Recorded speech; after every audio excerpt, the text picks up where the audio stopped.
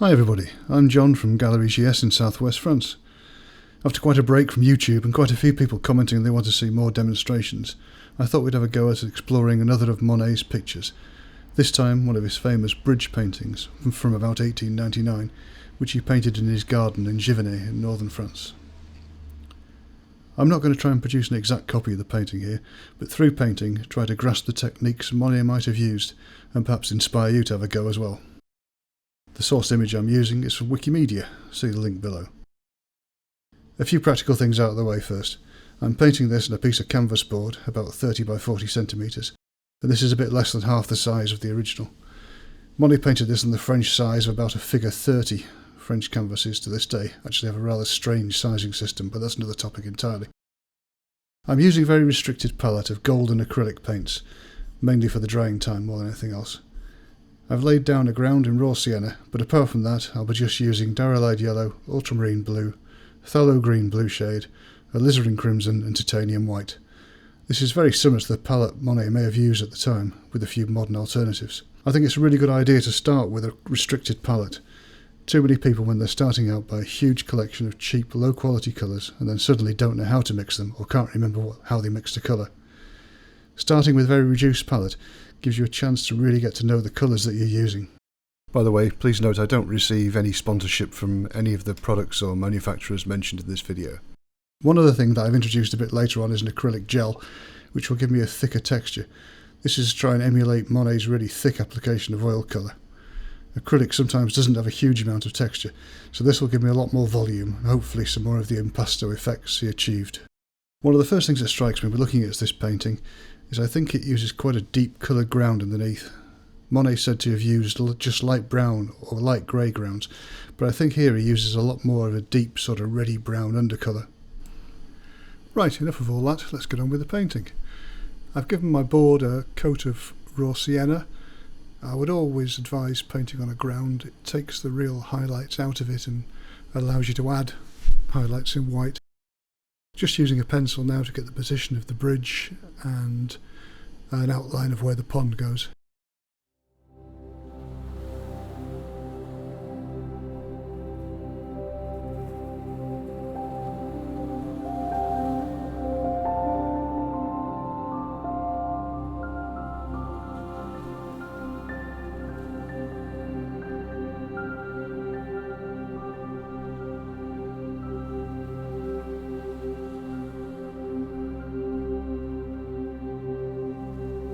Finish off with the posts on the bridge. Don't need a huge amount of detail here, it's really just for position later. Now I'm going to start putting in some of the darker brown areas in the background using a mixture of the alizarin crimson and ultramarine blue mainly, with a tiny hint of yellow where I need to, just to make it a little bit more brown tinged.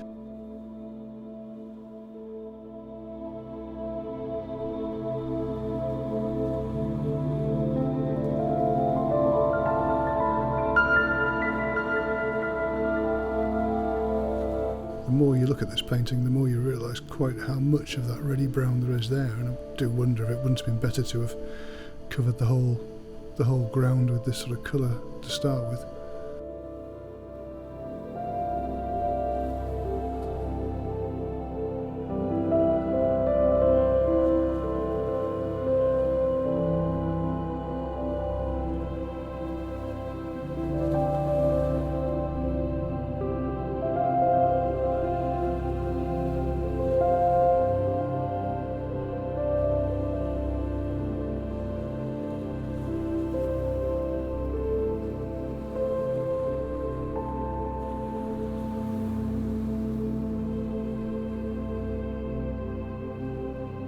Okay, now we're going to start putting some of the darker leaf shades. We'll go work from dark to light here, so we'll try and get as much of the shadow on as we can before we start putting the lighter shades on.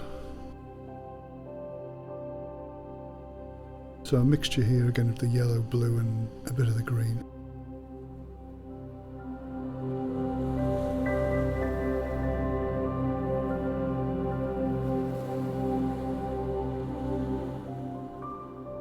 If you're lucky enough to get close to a Monet at any time, or even from the photograph, you can see that Monet would have used a lot of dabbing strokes of paint Lots of varied colours next to each other, slightly overlapping, sometimes mixing on the canvas.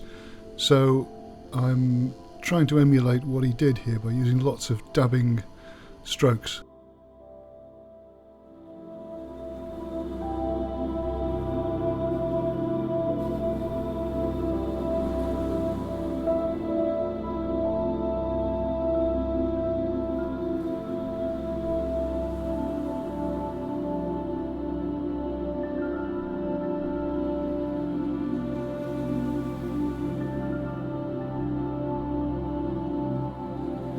I find that all this takes quite a lot of patience, putting in these little individual dabs, but it's important to avoid filling in grey areas of the same colour, because you'll really lose that effect that Monet gets of this dappled colour.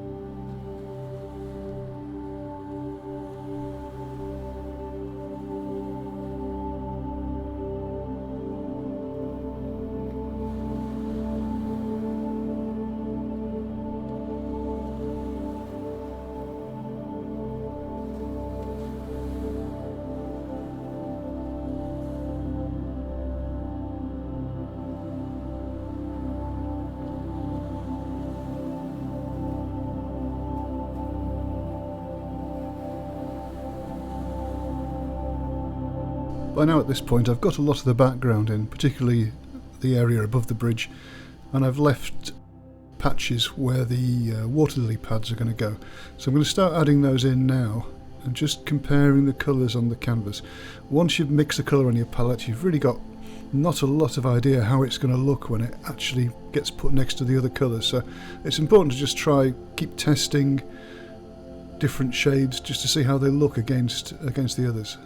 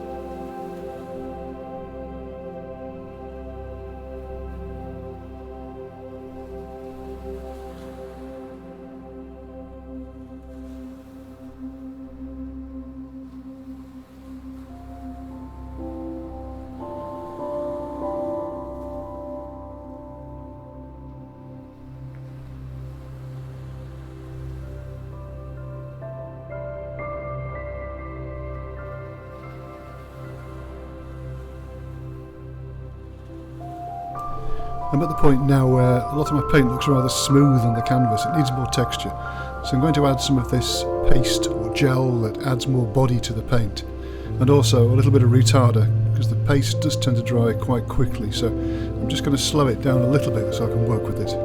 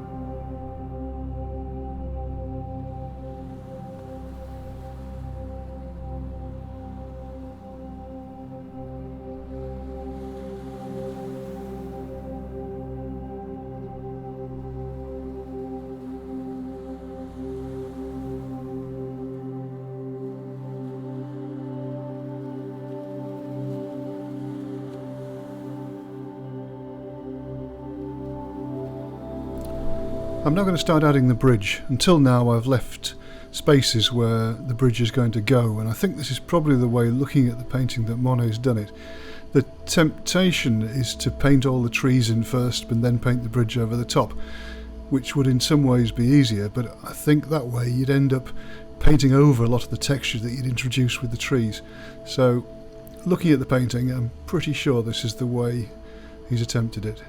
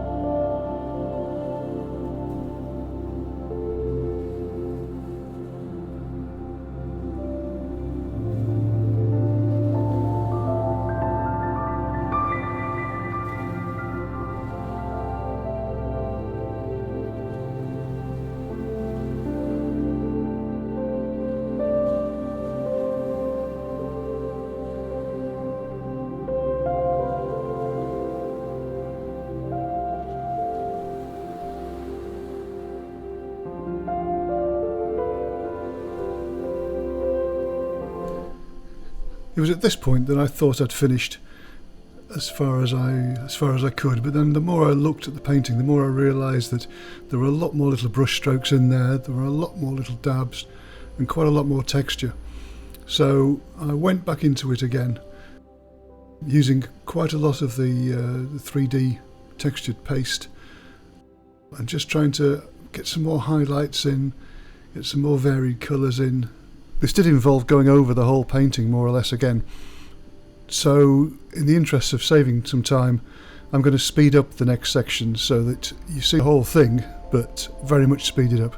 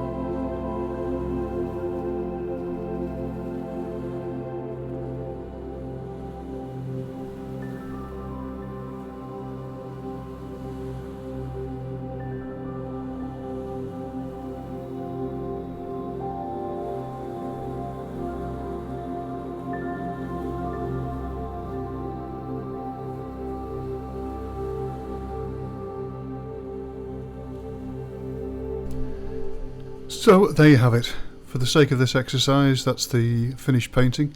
Not trying to completely duplicate Monet's painting, but trying to use the techniques he would have used and introduce some of the textures that he would have got.